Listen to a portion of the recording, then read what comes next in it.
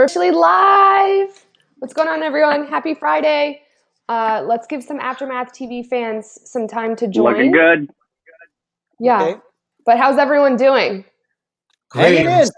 So happy tomorrow's the weekend. Yeah. And for those who are Great. celebrating the holidays this weekend, everybody enjoy. We're still here. Yeah, this is number one for all the people that follow the whatever form of Christian faith. This is the big one. This is the WrestleMania. Mhm. He kicked out.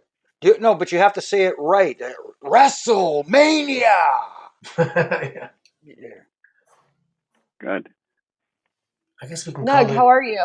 I'm good. I'm Jesuit getting along. It's that big day where, especially since the Easter Bunny was declared an essential service, that we're all going to get our Easter stuff today, which is this weekend, which is going to be great. I can't wait. Yeah. I love Easter. Yeah, it's especially We can all have in Zoom the, parties with our families. Exactly. unfortunately, it won't be the same. It won't be like see, Easter in the Greek community is like my big fat Greek wedding, just all weekend long. You know, you don't eat meat. Okay, we'll serve you lamb. It's not a problem. That's one of my favorite movies, Jimmy. One of my favorite movies. You know what's funny though? Not to get off topic here, but the house that they used, because that was filmed here in Toronto, which is very apropos. But the house that they used that was all decorated with all the Greek flags and stuff like that it's really close to O'Connor and Woodbine area. My wife's friend lived right down the street from it. It was kind of cool every once in a while when I'm taking side streets in my detours to get to Sportsnet. I drive by it every once in a while and I just wave and go, Yasu. Yeah. Oh, that's awesome. That's great. Okay, do you think this is enough time for Aftermath TV fans to join? Should we start our talk? Or give it a few more minutes? Yeah, go for it. Go for it. We'll start. Okay, WrestleMania 36. I still get excited once I start talking about it because I really, really enjoyed the pay-per-view. We all talked about it. We were curious before it, excited to see how they were gonna, deliver things in the face of adversity. In my perspective, I think they completely delivered. It was one of my favorite pay-per-views that I think I've seen in a very long time. I don't know. Let's not do wins and fails, but maybe let's start with memorable moments from the pay-per-view. For me, what stands out is the creativity that this challenge presented for everybody, because the WWE was able to think outside the box and not just present WrestleMania inside the ring. They were able to take it outside that realm. We had that cinematic masterpiece, I'll call it, between AJ Styles and The Undertaker that took place in a boneyard. I thought was very creative, very well done. And again, it allowed them to think outside the box. I mean, will this be something in the future? I hope it's not like a regular thing, but I'd like to see it occasionally from time to time, but on special occasions, at least. Well, anyway. it's funny because there are so many Jumbotron large screens at WrestleMania that if you're in the cheap seats, you kind of end up watching the screens anyway. So even if there was a live audience of 75, 80,000 people, I think you could have this. I think you could have a special presentation, watch the screens, and have fun with it. It's of course you want live entertainment when you're there live, but I think 10-minute, 15-minute segs of the whole 8-hour day, I think it's okay. And tagging on to what Anthony said, when you are in that live stadium and you are watching television instead of watching what's going on in the ring, there's a chance everybody checks out. This is a match designed to be watched on television, and if it's happening while there's 100-some thousand people in an arena, they're not all going to be watching it. This way, everybody was watching it at home. I actually get upset at myself sometimes. When Survivor Series was in Toronto, I was in one of the booths, and I was watching the screen, and I'm like, why am I watching the screen? The action's right there. But it's just it's easier. When you're up high, you can see better. Mm-hmm. It's the close-up. It's you can actually see the action. Sometimes when you're up in the cheap seats, the ring's about this big, way down there, and the guys look like ants. But you are on television. You're right there with the camera, and you are in the front row. Yeah, and it's funny, as a commentator sitting ringside, you're still supposed to watch your monitor to make sure that you're calling and seeing what the audience at home is seeing. Yeah, exactly. There's a good question from an Aftermath TV fan. His first WrestleMania 36 question is, which match surprisingly pleased you? Ooh. Oh, well, not surprisingly, but Daniel Bryan and Drew Gulak was awesome. Oh, I like wrestling. If you wanted old school storytelling in a match and guys like performing, for me, I don't want to say it was surprising, but I was just happy that Rhea Ripley and Charlotte Flair delivered the way I was hoping it would, Yes. because we've talked about this before. Charlotte Flair did win the NXT Women's Championship, but at the same time, uh, you know, we still got another star out of this as well. The loss didn't hurt Rhea, in my opinion. It's funny because sometimes one thing you have to, I guess, worry about is that how is a superstar going to perform in front of a massive audience at a large event? Even though this was the large event, it didn't have the massive audience. So there's a chance, I mean, I'm just playing devil's advocate, but there's a chance she still could be starstruck in front of a massive audience. We don't know yet. Even though she's been in a WrestleMania, we don't know how she's going to perform in front of a massive audience. That's true. I think mine, Sami Zayn and Daniel Bryan for me was awesome because, like I said before, I think that these guys prove that there doesn't need to be an audience. Everything in that match I really, really enjoyed. And it's funny because when Sami Zayn said that one of his favorite parts about no audience is that you hear everything, you really heard everything in his match against Daniel Bryan. But also honorable mention to Otis and Mandy. I thought like we were talking, Jimmy, you said it perfectly. That's where the entertainment was provided in WrestleMania 36. The way that match ended, Otis finally got the girl. And I don't know, it was such a feel-good moment for me. And I was actually very, like I said, Bobby Lashley and Lana, the way that all unraveled, I didn't like it. But this is like why I love WWE. That was a perfect match for me to be like, I enjoyed the match. And then Otis got his girl and it was tasteful. And I hope that they continue that storyline. Yeah.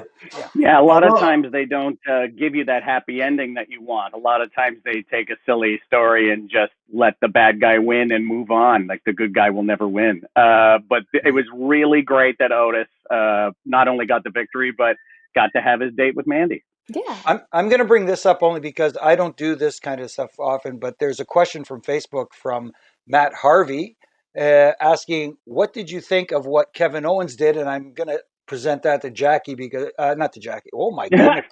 I just had a brain. Yeah, I need more coffee. Anyway, I'm going to present it to Caroline. Boy, there's a brain. You know what? But anyway, I'm going to present that question to Caroline because I know you mentioned how you enjoyed very much what Kevin Owens did off the WrestleMania sign. I think Kevin Owens and Seth Rollins were so great. And then when Kevin Owens jumped off that WrestleMania sign, I was on my couch and I was like, oh my goodness. And then I was talking to a friend and he put it in really great perspective. He's like, imagine what it was like to be even Seth Rollins in that situation. And I didn't even think about that. I'm like, those two in like one moment gave me like such a big moment from WrestleMania 36. I don't know. I love Kevin Owens. I thought Seth Rollins did great. Really, like we were talking about it, I don't know if I really had a big fail from WrestleMania 36. I had, a few big wins and then like a lot of things I really enjoyed. And for me, the WrestleMania sign when Kevin Owens jumped off on it was a moment I really was like, oh my God. Well, that's interesting because sometimes when you're about to do something really dangerous and like jumping from high heights, it's kind of the audience that motivates you when you're up there and everyone's watching and they're screaming and it gives you that, okay, here we go, 1, 2, 3, go. But when nobody's there, that 1, 2, 3, go, it's all up to you. That takes extra things. Imagine how crazy the crowd would have went. Oh, yeah. Well, that's insane. Just it. That guy, he jumped from so high, and anytime anybody does something like that, they land, and you hear this from the crowd. And I mean, even if you're hurt, you got to be on the ground going, "Okay, that was great. I got that reaction." This time, he jumps off, giant elbow smash, nothing, and you got to be laying there on the ground going, "Oh, I hope that worked. I hope it was good." Yeah, exactly. And that's when it falls upon the announce team, the commentary team, to kind of to fill in that gap that you right. don't have with the audience there to kind of you know, make some noise, so to speak. And to Caroline's point, I mean, it's easy to nitpick little things from WrestleMania and say, oh, well, this is that and this is, but you know what? You got to give them credit because Mhm. this is unique circumstances. This is something they've never had to deal with before, the WWE or anybody, any company that for that matter. So, It's hats interesting off to too. them for pulling off what they did under those circumstances. And hats off to everybody who didn't spoil it for Uh-oh. everybody out there. So good. Guys, there's another good question because I feel like the WWE universe was split Yeah. on this one. Mhm. Orton and Edge, did it go too long or did you find it boring? You can make the argument that it did go on a little bit too long, but at the same time, it felt like a fight. And you know what? Sometimes fights drag on a long time. And both guys put out an effort that I enjoyed. I cringed a few times, worried about my buddy Edge there and how well his neck would hold up. But apparently he came out of it and he's all things considered, I don't want to say he's feeling great. Who feels great after a match like that? Yeah. But glad he came out of it not so Nobody. bad. Yeah. Well, it's hard to have a last man standing match that goes quickly because I mean these are battle hardened athletes, and to keep someone down for a 10 count, you have to really accumulate a lot of damage. Mhm. Anthony, there's a good question here for you. It says, looking back on Mania with Edge and Orton and hearing stories that fighting your friends can sometimes make a match better or not, do you agree with this or no? Yeah, I mean, I see it at judo when I coach judo. Sometimes when siblings get into it, man, it's just a lot. It's very emotional, and you don't want to lose to your sibling because you got to, face them afterwards at home. So the closer you are, the more love and the more emotion and the more of a connection you have. It just amplifies everything, and it just brings out so much. It just amplifies everything. Yeah. Nug, And your thoughts? Yeah, I fought my brother a bunch. What was the question? Yeah, when I'm on stage doing an improv scene and I'm doing it with someone I've never done it with before, it can go fine. But who knows? I'm not used to what they're going to do. But when I'm up there on stage with a friend of mine and we're performing a scene together, I am used to what moves he's going to make, what things he's going to say, and I think we feed off of each other because we know what the other person is like. And so being in the ring with someone that you know so well, you can only aspire to make each other better, and because of that, it becomes a better match. And I yeah. think that, we can all think of it in our life a certain way, like even chemistry that we have on Aftermath TV, right? Like if we had all of a sudden one Friday a brand new panel, we would figure it out, but it's not the same because, we get to see each other, once a week for, now for me going on 3 years. So like, we know each other, we know how each other talk, we know our personalities. So the chemistry, I feel like, is a big factor in all of it. No, absolutely. And there's both a comfort level when you're working with someone who you are that close with, but also it's kind of like there's a little bit of friendly competitiveness as well as okay, we're going to try and one up each other, but at the same time elevate each other, if that makes sense. I don't know if that makes any kind of sense to people out there, but yeah, I'm going to one up you. You're going to try and one up me, but at the same time, we're going to try and create this magic together. Yeah. Here's another great Yeah, question. sometimes the more Who's your? Oh, sorry, Anthony. no, so everybody, of course, is motivated to win, but in this situation, you are definitely motivated to not lose. You don't want to give them the right Yeah. to be able to say that down the road. All right, guys. Who's your WrestleMania 36 MVP? Oh my goodness. That's a great question. That You is know a great what? question. This might be unpopular, but for how quick of a turnaround it was, how last minute it was, and how good of a job I think they did, Tom Phillips. Oh Yeah, wow! good I call. think Tom Phillips did a really good job at a very quick turnaround. All of a sudden, you're the announcer for WrestleMania. I think he Mhm. did a great job. Tom Phillips is very underrated at what he does. He Absolutely. does a wonderful job, and you're right. But looking at an MVP from an in ring standpoint, Ooh, that's a tough one because a lot of people delivered. Mm-hmm. A lot of talent delivered. Got to think about I that one for worked. a second. Yeah, I worked with Tom Phillips recently. Just in what was it? Anyway, in March, I went down there and I worked with him a little bit, and he is really knowledgeable when it comes to Yeah. commentary. And you know, you see the finished product on TV, but you don't realize how much there is behind it. I mean, Yeah. the job you have to do. So anyway, it was a big eye opener, and he earned a lot of my respect. He had it before, but now I really know where he's coming from and what he's capable of. You said he earned your respect, and that's another thing about Tom Phillips. He shows a lot of respect as well. And Michael Cole too. Michael Cole did Yeah, an amazing Michael is job. awesome. There's another guy who gets a bad rap from a lot of the fans. Michael Cole. Michael Cole is awesome, and for a guy who was thrust into his position originally, he has become one of the best out there. And I have nothing but good things to And say about people Michael. have no idea what is happening in his headphones. Yeah. As a referee, I only got a taste of it, but still, he got it 3 times as bad. No, if but you, that's a solid point. I don't think people realize for anyone who's on TV is we have an earpiece in our ear, so we are programmed. We have to think, speak, and listen to what's coming into our ear, and then react to it, and maybe change a quick thought, or maybe add, or maybe change something. I think that's a great point, and I do think the commentary team did really, really well. yeah, and then imagine having someone screaming at you in your ear sometimes too. That could throw you off. Tell him to get his hands 100%. up. Tell him to get his hands up. Guys, So, my MVP is I'll have to say I have a lot of moments. Like I think the Boneyard match and the Firefly Funhouse match were some of the best things I've seen. But I want to give this one to Nikki Cross. I don't know. I was very happy for her. It's very simple and sweet. I think she shined, and I think it was her moment, and I think she did an excellent job. And I've always been rooting for her since I've met her because she's the loveliest person I've met. Fun. And yes.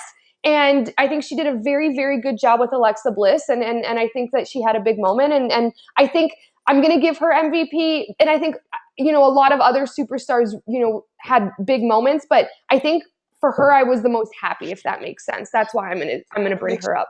it makes a lot of sense. And now thinking about it, if I have to pick an MVP from an in-ring standpoint, and I know this won't be popular with a lot of people, I'm picking Brock Lesnar. Yeah, Because that's because very that good. match with Drew McIntyre, yes, it wasn't long. Those guys threw bombs at each other back and forth for like 4 or 5 minutes, but at the end of the day, Brock, just nothing but respect for him. And Drew, hats off to you, buddy, too. So happy for Drew. Good dude. Yeah, and I think that when he reached into the camera and gestured towards the audience at home, I think that's going to go down as an iconic moment. Just in light of the fact that there was not a live audience, and he really, Yeah. you felt him reach through the camera. It was incredible, actually. Mm-hmm.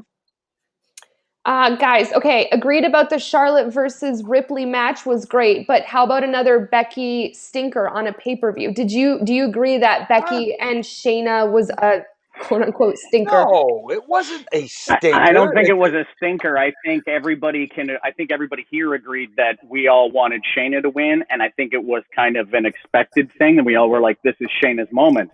I think if anything, we could be disappointed that Shayna didn't win, but I don't think that match was a stinker. No, I don't Yeah, a think lot you of can people say it get any better than confused that. by the result of a match. Yeah.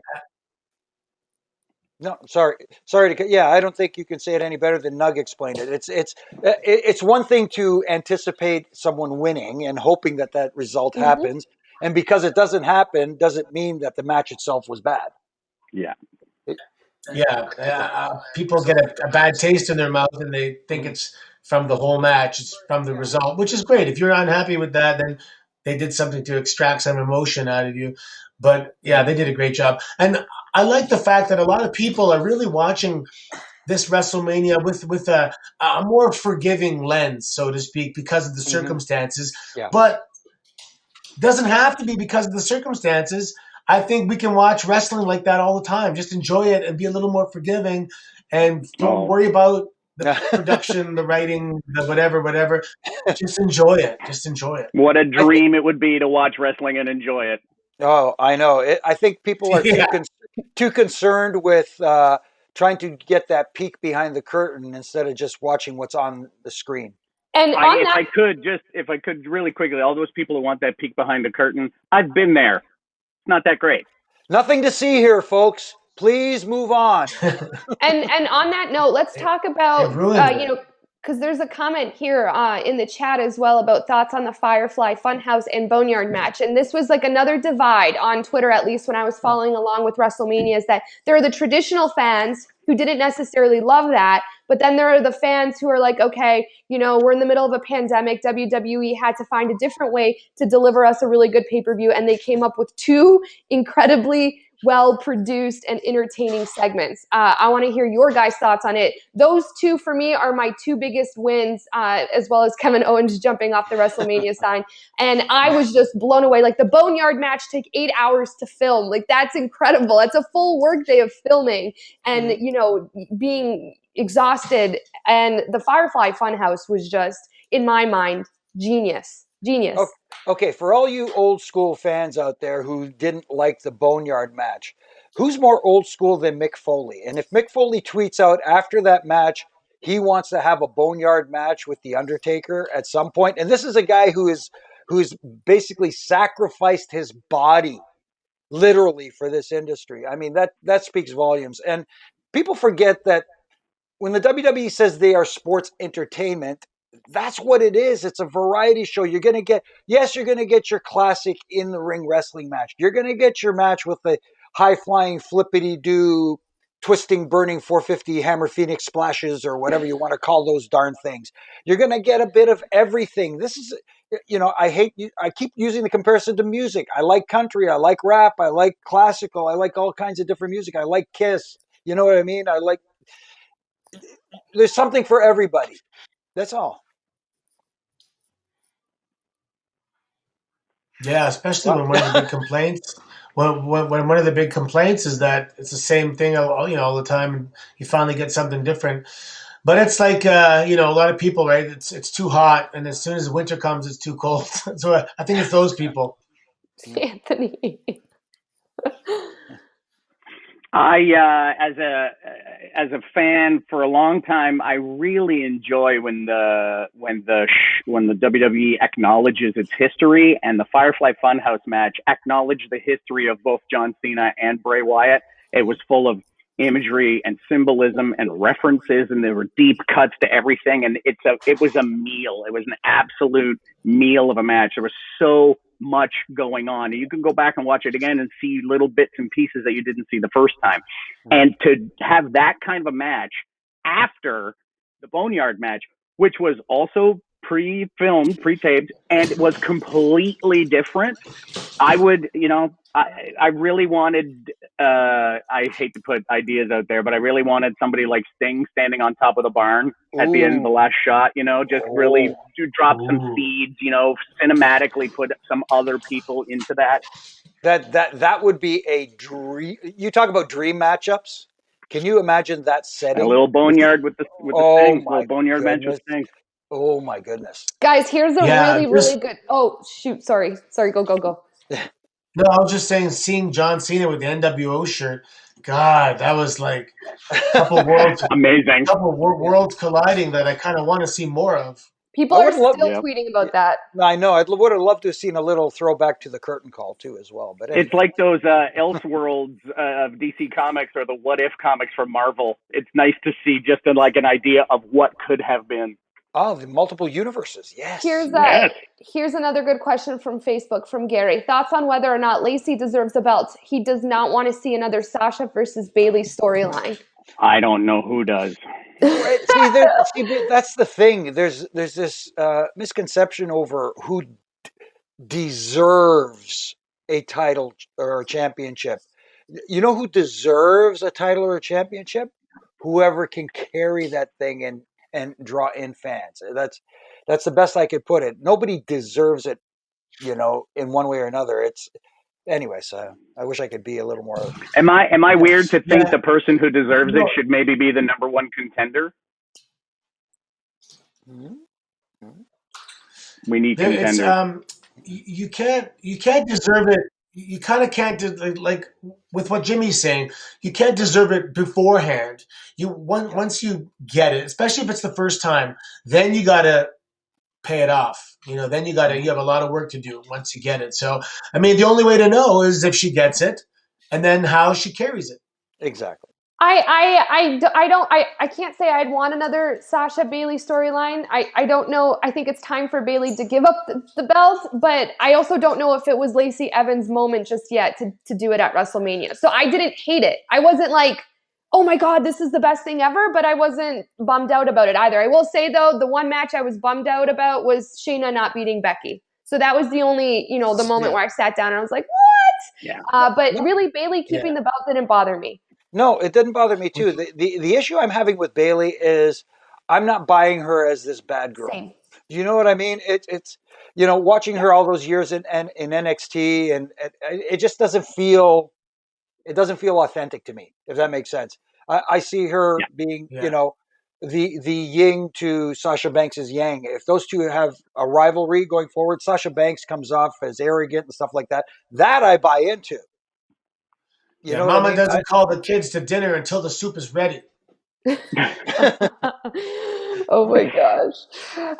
Okay, there's a lot of questions on Facebook and in our YouTube chat about Braun winning, his first title here, his first Universal Championship title. So thoughts on that, thoughts on the Goldberg match, and maybe possible storyline with him and Roman Reigns.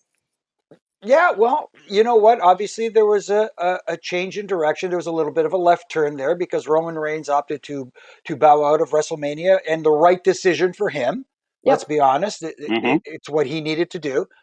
So that kind of, I don't want to say threw a monkey wrench into things, but it just threw a little bit of a curveball, let's say. So it was nice for Braun to step up and hit the curve and knock it out of the park. And I think this is an opportunity down the road for maybe we do get a rivalry with Braun and Roman Reigns where Braun comes up and says, listen, man, you stepped out. I had to step up for you. And look, you want it? Come get it. I don't know. Something along those lines. Well, it's the same situation that we just talked about with Lacey because now he has the title and now let's see what he does with it. Let's see if he can draw a house, if he can travel and do talk shows and back and forth and make a wish and all that kind of stuff that comes with it. Let's see how he does it now. Mm-hmm. I think traditionally, Anthony, that's what people would do. If you're the champion after WrestleMania, you go on those talk shows, you go to do the shows, you see how you draw as a champion. But right now, those things can't happen. So it's going to be a very different measurement of a championship run where he's unable to draw a house. He's unable to go on talk shows and do whatever. So there has to be some way that Braun presents himself as a champion and shows that he's worthy of it. That doesn't involve all the traditional things. We're going to have to do some different stuff here. So it's interesting to see how that's going to happen. Nug, while you're still talking, there's a comment here on Facebook. True. There's a comment here on Facebook saying that people like your action figures and your collectibles. They're cool. Oh, thank you. There's a lot of nonsense back here. But I don't get there's also on the other side of the camera, there's a lot of stuff too. But I don't get a chance to show this stuff on TV a lot. I did a thing a while ago where we did stuff from my kitchen and I got to show off some of these figures. But I have a bunch of stuff in here that is absolutely ridiculous. And plus all the pins. If you can see all those pins, there's a lot of pins on the corkboard back here. Nobody likes my fake plant behind me? Come on, that's a great fake plant. Hey, hold on. It's not a fake plant. It's a sports entertainment plant. I love that. Wait, I have one of those too. Hey, you have a sports entertainment plant? How come nobody comments on my action figures here? Very nice. Joe Cool. Joe Cool. There was a question here in the chat about Gronk. I think it said, how do you guys feel? Thoughts on Gronk? Yes. I love Gronk as host. I love that he's 24/7 champ. I love that, I think he did an awesome job. He's super entertaining. He's so funny. Everything that guy says, I just think is comical. If I had to have a fail from WrestleMania, and this isn't even a fail, it's just a personal opinion and observation, I wish we saw more of Gronk. It didn't need to be anything spectacular. He doesn't have to steal the show. I just love his personality so much that I would like it almost, peppered in a little bit more throughout the pay-per-view. Yeah, That's he's fine. a natural. He is. Yeah, no, and him with the 24 being involved in the 24/7 hardcore championship, that kind of fits into his personality. People were saying, I know there was some sports betting sites out there. Will he win an IC title or US title? I don't see him in that picture. I like him better in this 24/7 thing. Can you imagine him and R-Truth going through a bunch of stuff together? How Well, entertaining that could be. he's definitely big enough and athletic enough, and he's got I mean, if he really wanted to be a WWE superstar, the transition would be absolutely seamless. He has all the boxes ticked to be a megastar. Yeah. His body may be a little banged up post NFL, but there's something about him, and I think he'd be good for business. Absolutely. I still think that R-Truth should have just stayed home. I mean, you're walking into trouble with that 24/7 championship. Stay home. Stay home. Maybe he wasn't expecting so many people there. I don't know. Brent has another great question. I'm going to let you guys take this one because I know how much you love Bianca Belair, but thoughts on Bianca Belair joining the Street Profits? I don't have an issue with it. I think she's very entertaining. Yeah, of course. And I think she will. It doesn't mean that she's going to be married to them. Oh, wait a minute. What? In other words, she's going to be fine when she breaks out on her own in her singles career. She's very athletic. Hats off to Mark Henry, who discovered her. Got to give props to the world's strongest Hall of Famer. And she's going to be awesome. They have something in common. They're both going to be around for a long time, and the future looks very bright for all three of them. Yep. Yeah, I was thinking Bianca would be great to step up and challenge Charlotte Flair for the NXT title. But now that she's here, I guess we've got tonight's the ladder match on NXT tonight on Sportsnet to find out who the new number one contender is for the ladies title. Ooh. Yeah, my daughter was a little bit upset that there is already a Bianca there. That is my daughter's first name, so she'll have to go with her middle name, I guess, Sophia. And really quick, since Nug brought it up, I've been getting a lot of dislike through social media. They're saying, well, Charlotte Flair, what a shock. Charlotte Flair, they almost felt like it was a demotion for her to win the NXT Women's Championship, and they don't realize that this is an elevation of that championship. Charlotte Flair being NXT Women's Champion elevates that title to a new level, and the brand itself to a new level. Yes, everybody, NXT is now being viewed as they're not there yet in public perception, but they're being viewed as an equal brand to Raw and SmackDown. So what better than having the Queen as their face? 100%. This is an elevation for the brand and the title. And gosh, she's almost like in another league above everybody in the whole company. She's amazing. At least the way I see her, she's like the biggest superstar right now, I think, in the company. That's man, woman, doesn't matter. AC, Raymond said Bianca Belair and Naomi could be a great tag team together, and I know you love those two. So what are your thoughts on that?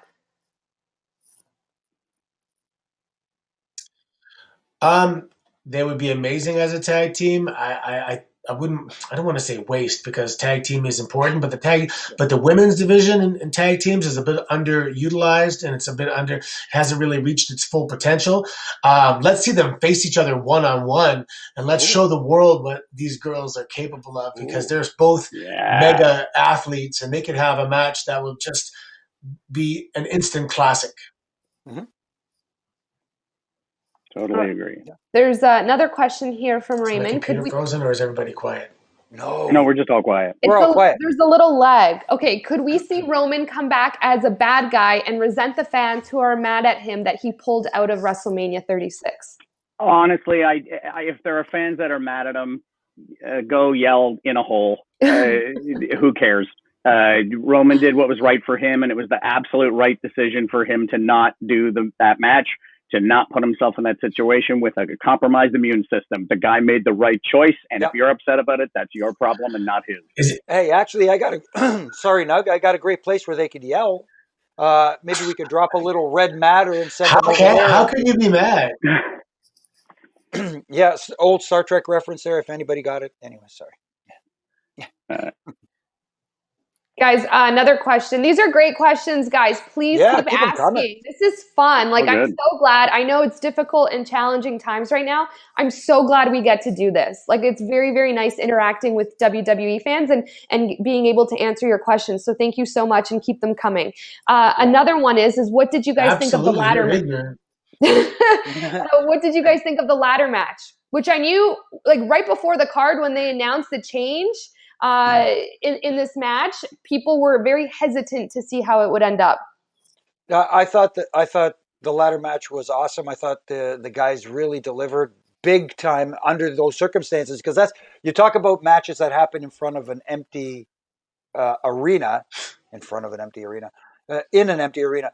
That those matches are the ones that rely heavily on crowd reaction and getting feedback. And hats off to the guys for performing above and beyond under those circumstances. They delivered big time, and man, as someone who sat as close to one of those matches as you can get without being in one, I cringed a bunch of times for those guys. Yeah.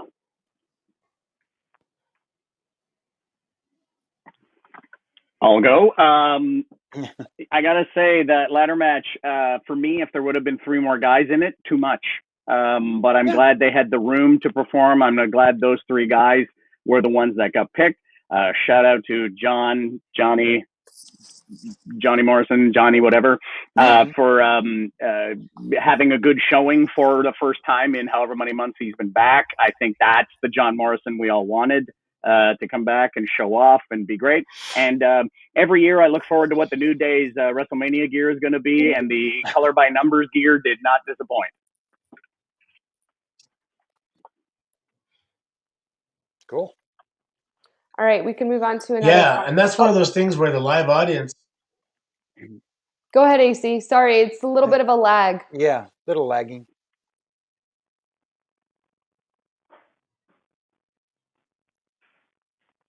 Oh, poor Anthony.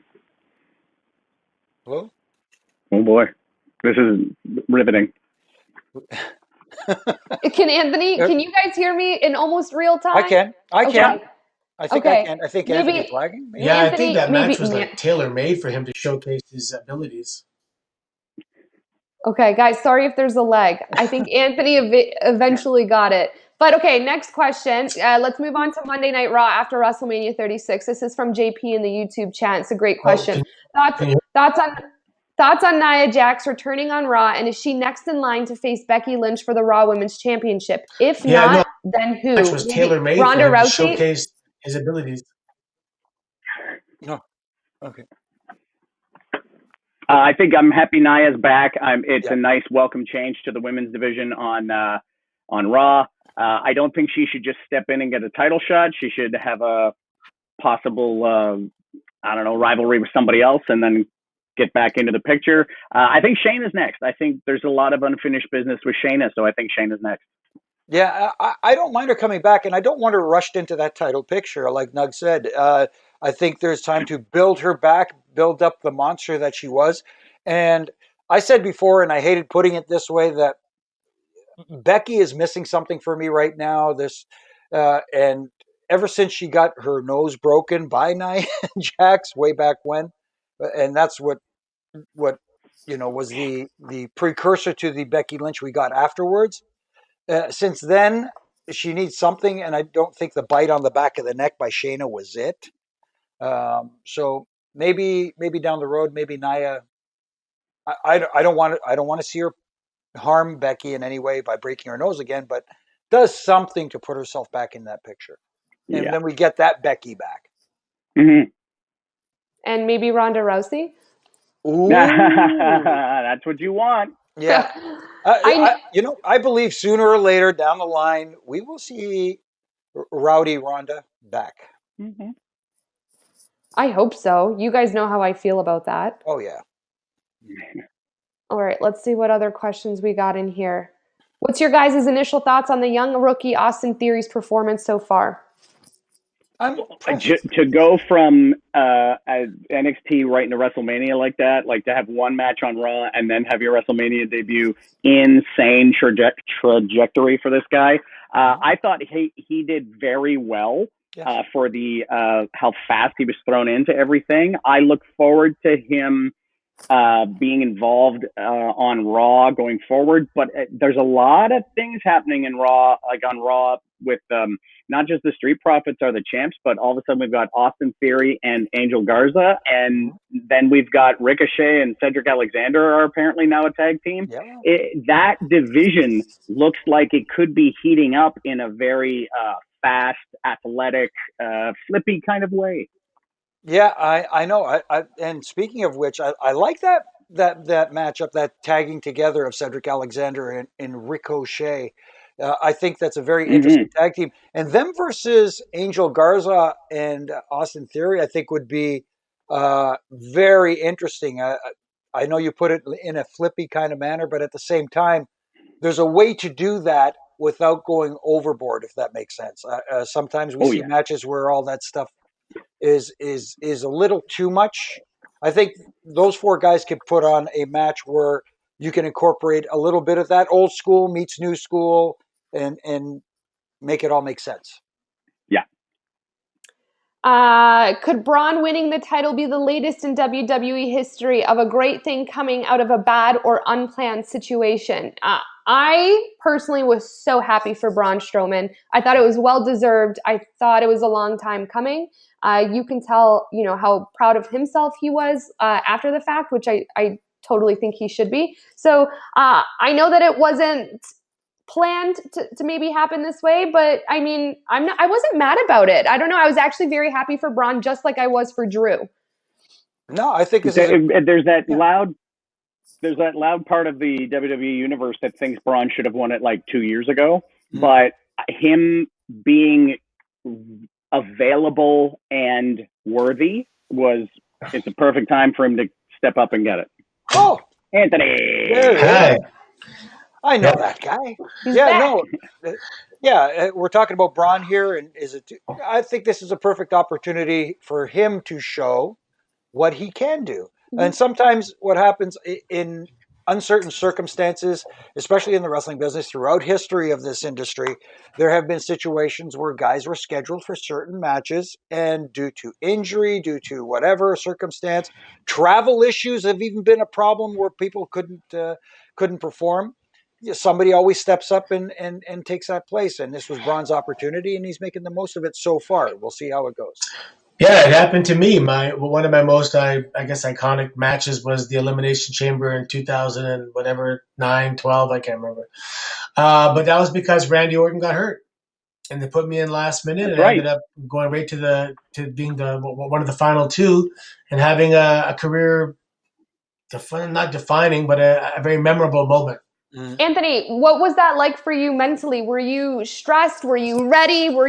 I'm throwing things. I'm so excited when I ask my question. What was it like for you internally? Were you freaking out?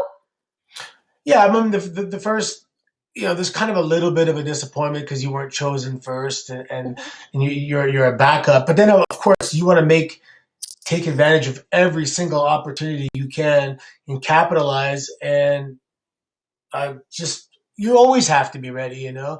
Even to this day, I still need to pack my gear if I'm going to go somewhere, even to make an appearance for something. You just got to be ready all the time.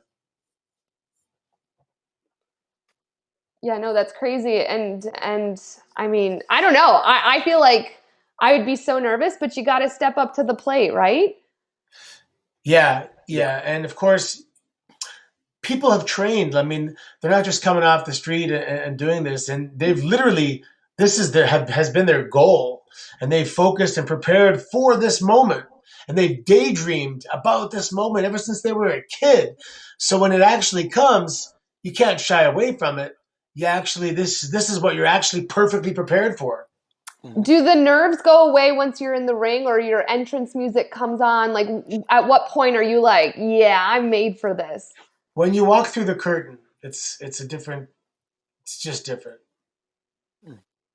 Not only for the talent, but for everybody involved. Trust me. Yeah, Yeah, absolutely. because not to go back to WrestleMania 24, but even from a referee standpoint, having an opportunity to be in a main event of a WrestleMania, even for us, it's a huge moment. And I know this week I got asked if not being able to finish that match with Undertaker and Edge was a disappointment for me, and I was like, it was absolutely the opposite because I got to get kicked in the head by the Undertaker, and for how weird that sounds, that is so cool.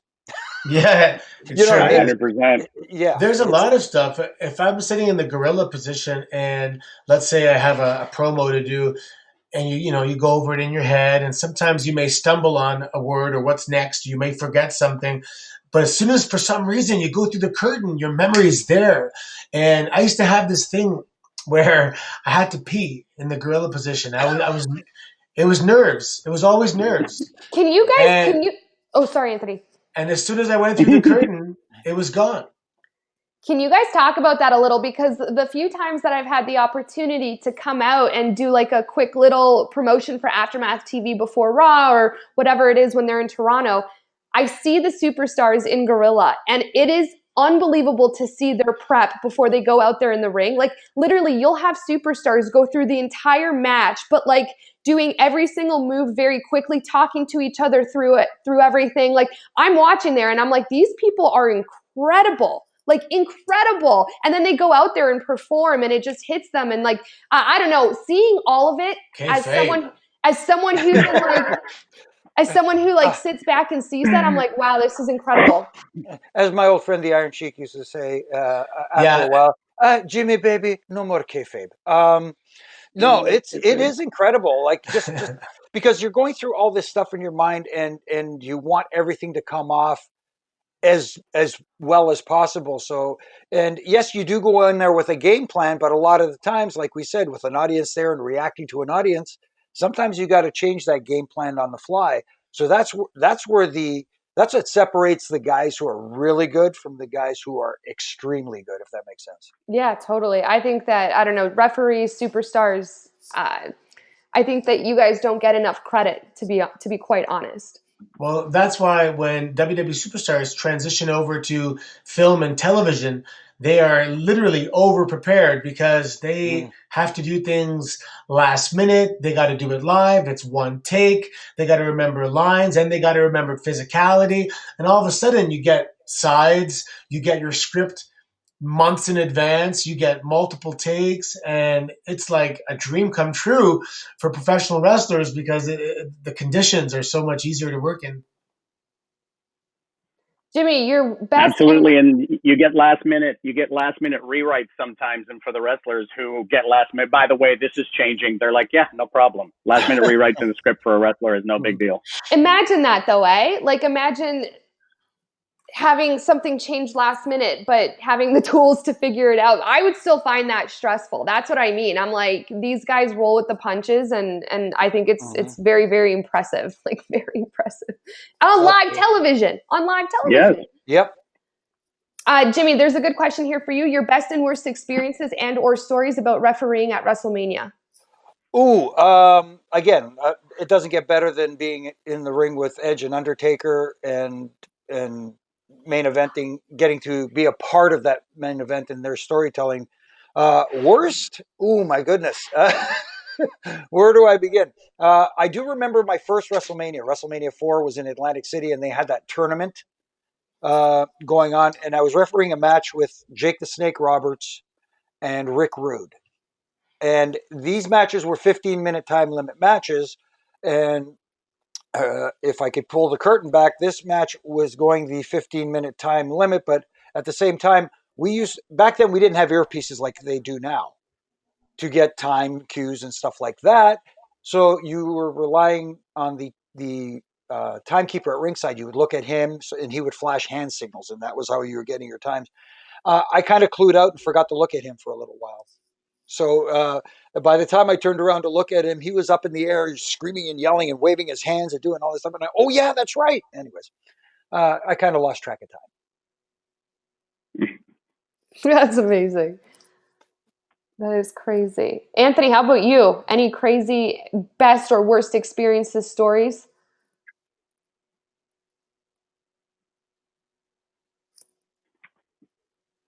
Anthony, Oh, no. he's frozen. None. Strike a Tell me pose. one of your favorite stories from WWE as a fan. As a fan, one of the first shows that I ever went to was at the London Gardens live show, house show, and the main event was Macho Man against the Honky Tonk Man, which was the greatest in the world. But there was a match earlier on the card with Rockin' Robin against Sensational Sherry. And me and my brother and our buddy Dale Marsh, shout out to Dale, we decided we'd be the only three people in the crowd that were cheering for Sensational Sherry. So Sherry comes out, we're like, yeah! And she's just kind of like, there's three kids cheering for Sherry. And of course, if you're Sherry, you don't want that. So we're cheering and cheering and cheering. And then and the crowd dies down. And just as they're going to get started, we go, we love you, Sherry. And she turned right around to us and yelled, shut up! And all three of us just turned on a dime. Boo! We were on board with the rest of the crowd. That is still one of my favorite memories. I love when the WWE superstars do that. Actually, Bailey's really good at that. When you go to a live show, I think Bailey has quick one-liners and quick-witted.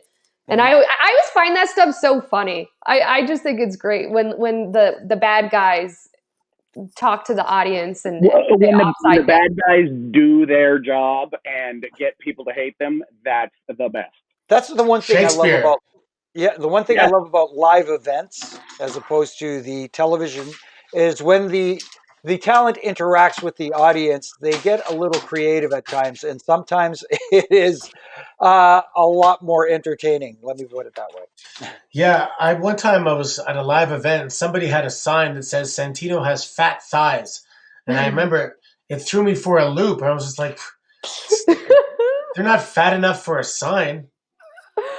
That's amazing. Next time we're back in the studio, I'm gonna have a sign that says Santino has fat thighs. I'll make 10 signs for you.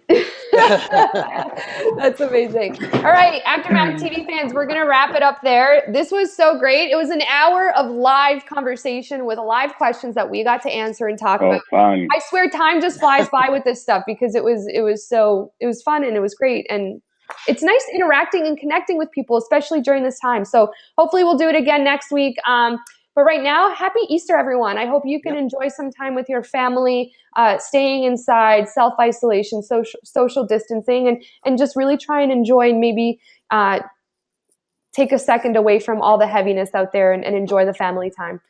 Exactly. And don't forget, it is Easter weekend, and once all the grocery stores are back open and you have to do your one grocery store trip because you've saved up, discount chocolate after Sunday. Oh, yeah. That's number one on the priority list. That's for sure. That's right. And for those of you who are going out and getting your groceries, please do not leave your rubber gloves and stuff and masks in the parking lot. Please throw them out. Yeah, buy a big tub of peanut butter and get one of those solid chocolate bunnies and just go to town. Oh just my start goodness! Dipping. Really quickly here, the missus had to go out and do a quick run, and she knows that Jimmy Corderas loves Snack Central, which is what it's been labeled as my little table of snacks, and we got the replenish, so I'm good. I hope the Easter Bunny is good to everyone. Absolutely. I'll tell you right now, if I catch him, I'm having rabbit stew. Oh, Anthony, you always have to go there. Anthony, you can't make stew out of an essential service. Essential service soup. Yeah, and real quick, a shout out to Sam there. I know you'll make it out to your favorite store eventually. Those lineups will subside and you'll be fine. All right, guys. Happy Easter. Stay safe. Stay inside. Bye, everyone. Thanks.